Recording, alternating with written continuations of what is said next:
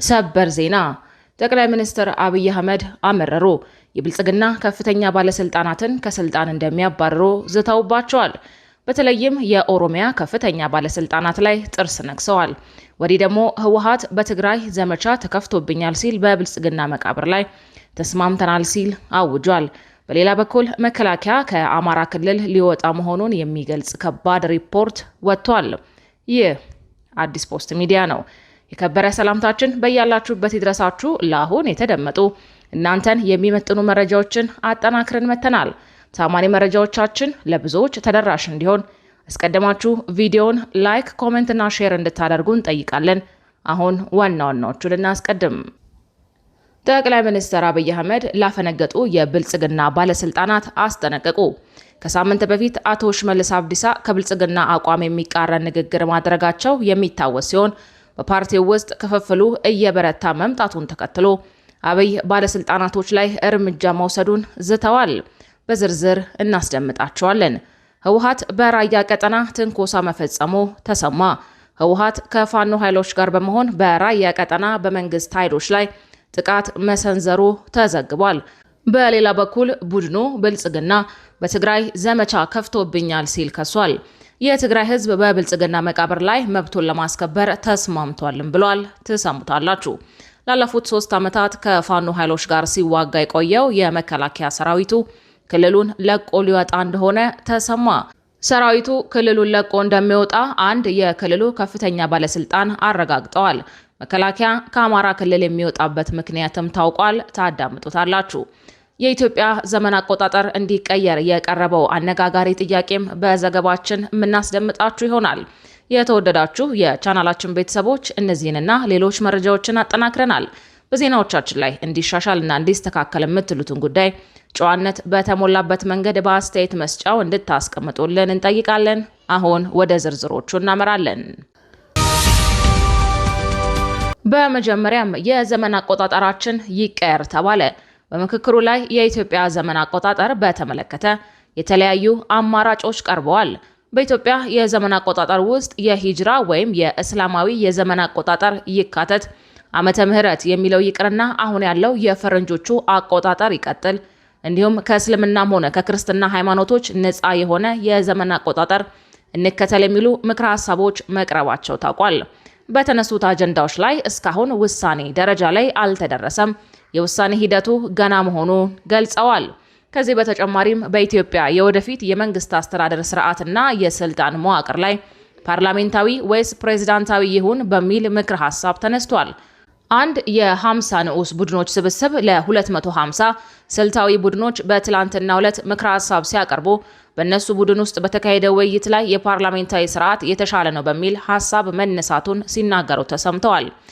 የፓርላሜንታዊ ስርዓት የህዝቦችን ውክልና የሚያረጋግጥ ለትክክለኛ ዲሞክራሲ የሚጠቅም ለብዙ ማንነቶች ውስጥ ለህብረትና ለፖለቲካዊ መረጋጋት አቅም የሚሰጥ አስፈጻሚውን ለጥያቄ የሚያቀርብና በፌዴራሉ መንግስትና በክልሎች መካከል የመካከለኛ ተስማሚነት የሚፈጥር ስርዓት በመሆኑ ዙሪያው ትልቅ መግባባት ላይ ተደርሷል ሲሉ ሀሳባቸውን አቅርበዋል።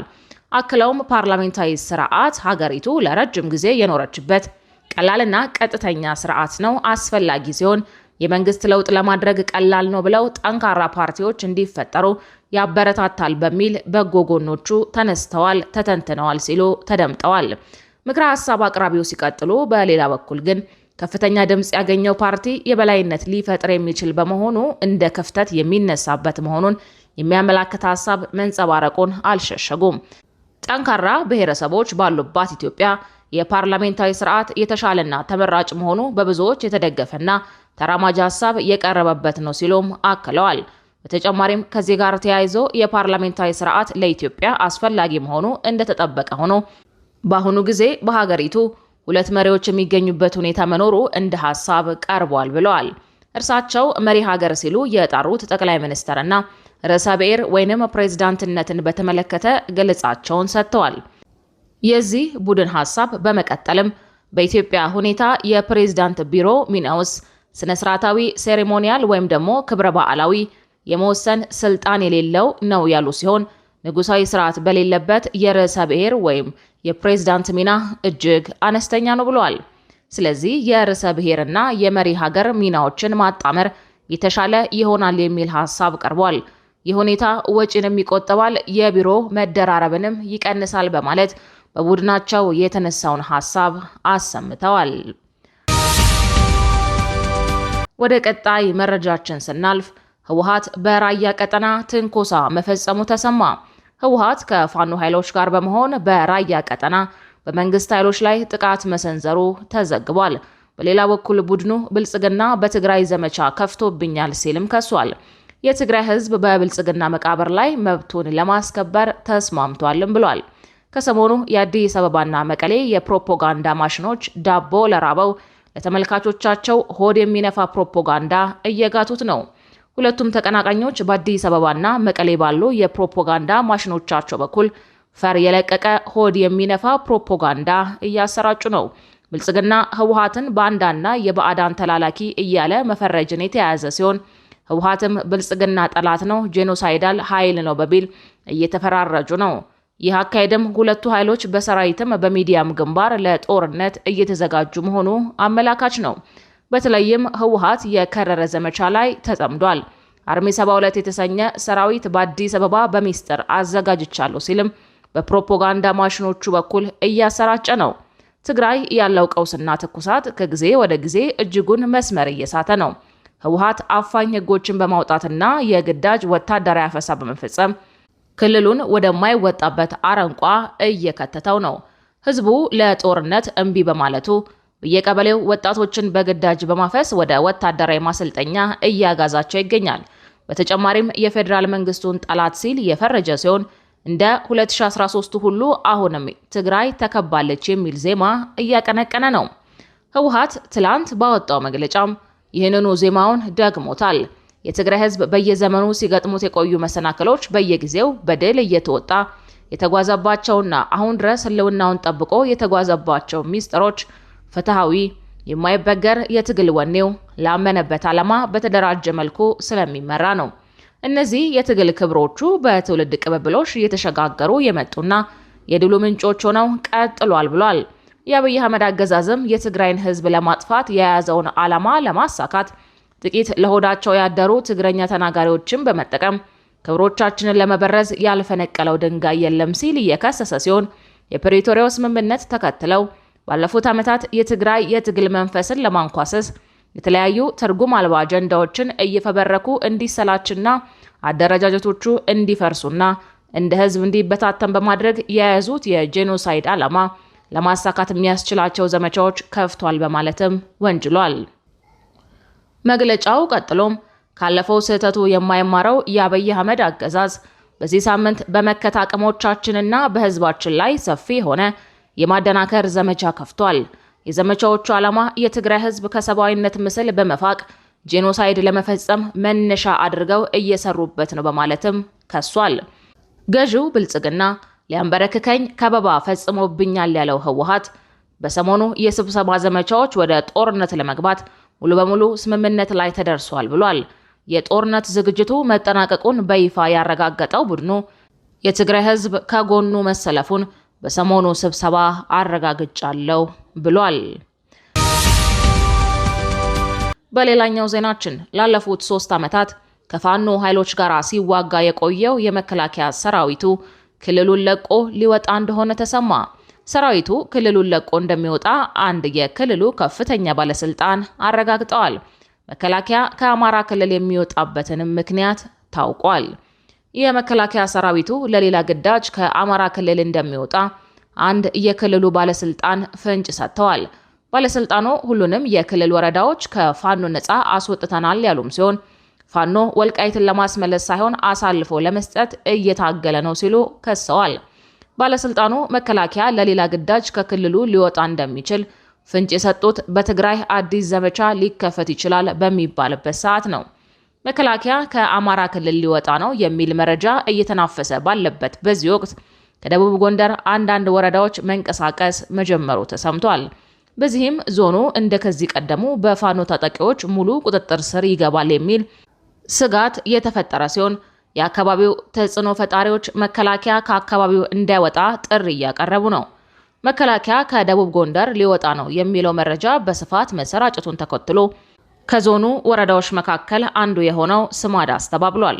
የወረዳው አስተዳደር በጉዳዩ ላይ በሰጠው ማብራሪያ መከላከያ ከወረዳው ሊወጣ ነው የሚል መረጃ ከእውነት የራቀ ነው ብሏል። መስተዳደሩ መረጃውን እያሰራጩ ያሉት የጸረ ሰላም ኃይሎች ናቸው ቢልም በዋናነት መከላከያ እንዳይወጣ ጥሪው ያቀረቡት የፋኖ ተቃዋሚዎችና የመንግስት ደጋፊዎች ናቸው። ምንም እንኳን እንደ ስማዳ ወረዳ መስተባበያ እንኳን ባያወጡም ዞኑ ይሁን ሌሎች ወረዳዎች ጉዳዩን አላስተባበሉም። በሌላ በኩል ባለፉት ተከታታይ 2 ሳምንታት ከባድ ውጊያ እያስተናገደ በሚገኘው ጎጃም ቀጠናም መከላከያ ድል ቀንቶኛል ብሏል። በተለይ ደጋዳሞት ላይ ውጊያው መቀጠሉ የተሰማ ሲሆን መከላከያ ገዢ ቦታዎችን እየተቆጣጠረ መሆኑን አዲስ በወጣው መረጃ አስታውቋል። መከላከያ በምዕራብ ጎጃም ዞን ደጋዳሞት ዙሪያ ተፈጥሯዊና ሰው ሰራሽ መሰናክሎችን ተቋቁሞ በወሰደው እርምጃ በፋኖ ላይ በሰብአዊና ቁሳዊ ጉዳት ማድረሱን የምስራቅ እዝ ኮር አዛዥ ብርጋዴር ጀነራል አዲሱ መሐመድ ተናግረዋል። ሌላኛው መረጃችን ጠቅላይ ሚኒስትር አብይ አህመድ ላፈነገጡ የብልጽግና ባለስልጣናት አስጠነቀቁ። ከሳምንት በፊት አቶ ሽመልስ አብዲሳ ከብልጽግና አቋም የሚቃረን ንግግር ማድረጋቸው የሚታወስ ሲሆን በፓርቲው ውስጥ ክፍፍሉ እየበረታ መምጣቱን ተከትሎ አብይ ባለስልጣኖች ላይ እርምጃ እንደሚወስዱ ዝተዋል። ገዢው ብልጽግና ፓርቲ በሀገራዊ ምክክሩ ላይ አዲስ አበባና ድሬዳዋ ተጠሪነታቸው ለፌዴራሉ መንግስት ሆኖ እንዲቀጥል አቋም መያዙን ዋዜማ ራዲዮ ዘግቧል። አዲስ አበባ የኦሮሚያ ክልል አካል እንድትሆን በምክክሩ ላይ የቀረበውን አማራጭ የደገፉ አመራሮቹና አባላቱ አቋማቸውን ካልቀየሩ ከአመራርነት እስከ መነሳት የሚያደርስ እርምጃ ሊጠብቃቸው እንደሚችል ፓርቲው ከተመካካሪ አባላቱ ጋር እሁድ ዕለት ባካሄደው ስብሰባ ላይ እንዳስጠነቀቀ ምንጮች ለዋዜማ ገልጸዋል። ፓርቲው አሁን ላይ ካለው የፓርላማ መንግስታዊ የአወቃቀር ስርዓት ይልቅ ፕሬዝዳንታዊ አወቃቀርን መደገፉን የጠቀሱት ምንጮች የሀገሪቱ ሰንደቅ ዓላማ የመደብ ቀለማት ለድርድር አላቀርብም የሚል አቋም መያዙንም ገልጸዋል። በምክክር ኮሚሽኑ ጉባኤ የብልጽግና አባላት አንድ ቋንቋ መናገር እንደተሳናቸው የዋዜማ ራዲዮ ዘገባ ይጠቁማል። በአዲስ አበባ ህጋዊ አቋም ዙሪያ የብልጽግና ፓርቲ አባላት ለሁለት መከፈላቸውን ዘገባው የጠቀሰ ሲሆን በእሁዱ የፓርቲው ስብሰባ ትኩረት ከተሰጣቸው አጀንዳዎች መካከልም ይህ ጉዳይ አንዱ ነው። አዲስ አበባ የኦሮሞ ትሁን የሚሉ የብልጽግና አባላት ከብልጽግና ዋና ቢሮ ማስጠንቀቂያ ተሰጥቷቸዋል። የብሔር ፌዴራሊዝሙ እንዲቆይ የሚፈልጉ አባላቱም ሌላው የክፍፍሉ ምንጭ ናቸው። እዚህ ጋር አቶ ሽመልስ አብዲሳን እንጥቀስ። አባይን ተሻግረን ቁማሩን በላናቸው፣ ኮንቪንስና ኮንቪውስድ አደረግናቸው፣ በሰበሮን ቦታ ሰበርናቸው በሚሉ ንግግራቸው ይበልጥ የሚታወሱት አቶ ሽመልስ አብዲሳ ከሳምንታት በፊት የብልጽግናን ሀሳብ ተቃውመው አስተያየት ሰንዝረው ነበረ። በወቅቱ ሽመልስ ኦሮሚያ ክልል ጠፍቶ ለማየት የሚመኙና ኦሮሚያ የሚለውን ቃል መስማት የማይፈልጉ አካላት አሉ በማለት ተደምጠዋል። ሽመልስ ይህንን የተናገሩት በአዳማ ከተማ እየተካሄደ ባለው ከክልል እስከ ወረዳ መዋቅር ያሉ የመንግስት አመራሮች በሚሳተፉበት መድረክ ላይ በኦሮምኛ ቋንቋ ባደረጉት ንግግር ነው። ይህ ምኞት በፍጹም ሊሳካ እንደማይችል ሽመልስ የጠቀሱ ሲሆን ይልቁንም ክልሉ ወደፊት እየጠነከረ መሬት እየያዘና ውጤታማ እየሆነ እንደሚሄድም ገልጸዋል። ሆኖም ሽመልስ ኦሮሚያ ክልል ጠፍቶ ማየት ይፈልጋሉ ያሏቸውን አካላት ማንነት በስም ለይተው አልጠቀሱም። ሽመልስ ይህንን የተናገሩት የክልሎች አወቃቀር ጉዳይ ለሀገራዊ ምክክር ጉባኤ በአጀንዳነት በቀረበበት ማግስት ነው። ይህንን የአቶ ሽመልስ ንግግር ብልጽግና ማድረግ ለሚፈልገው ታላቅ አገራዊ የፖለቲካው ለውጥ እንደ ተቃውሞ ድምፅ የሚወሰድ ነው። ምክንያቱም ብልጽግና የብሔር ፌዴራሊዝምን ማስወገድ ይፈልጋል። እንደ ሶማሌና ኦሮሞ ብልጽግና ያሉ ቅርንጫፎቹ ደግሞ የብሔር ፌዴራሊዝሙ ጸንቶ እንዲቆይ ይፈልጋሉ። ክቡራትና ክቡራን የአዲስ ፖስት ሚዲያ ቤተሰቦቻችን ለሰዓቱ የተዘጋጁት መረጃዎች እነዚህ ነበሩ። መረጃዎቻችንን እስከ ፍጻሜው ድረስ ስላደመጣችሁ ከልብ እናመሰግናለን።